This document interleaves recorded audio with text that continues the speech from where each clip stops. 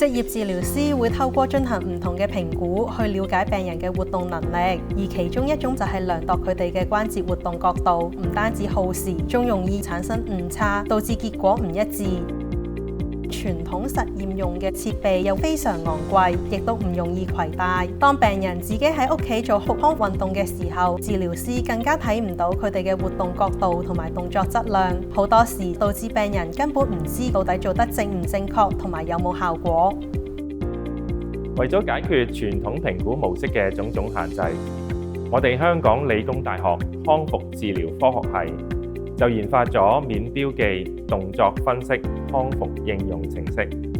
一部 iPad Pro 就可以精準咁評估到病人嘅活動能力，透過 AI 同埋即時動作追蹤，將你嘅 iPad Pro 變成虛擬嘅康復助理，唔使穿戴任何嘅裝置，唔需要額外購買硬件。呢個 App 運用咗 iPhone 或者 iPad Pro 嘅 LiDAR 掃描器，捕捉深度嘅資料，達至精準嘅人體關節捕捉、追蹤同埋量度。呢個 App 嘅獨特之處，佢可以精準咁量度到關節活動幅度，同傳統實驗用嘅設備相比，佢嘅誤差非常之少，所以量度非常準確。佢嘅即時回饋延遲仲可以低過10毫秒。當病人喺屋企做康復運動嘅時候，打開呢個 App 監察自己做運動嘅情況，每一組動作質量都會被記錄並儲存俾佢嘅治療師，亦都可以被用作為一個臨床嘅評估工具。治療師可以直接帶住免標記動作分析康復應用程式去到病人家中進行評估。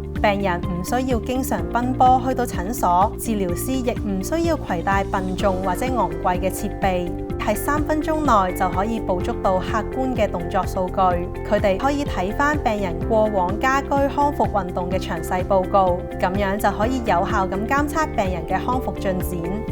免標記動作分析康復應用程式係為治療師、病人、診所、居家使用而設計，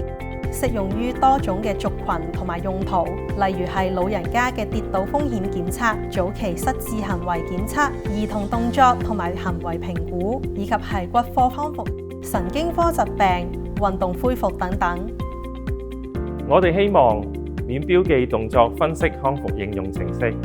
可以成為一種先進嘅遙距康復評估同埋監察嘅工具，突破傳統評估方式嘅限制，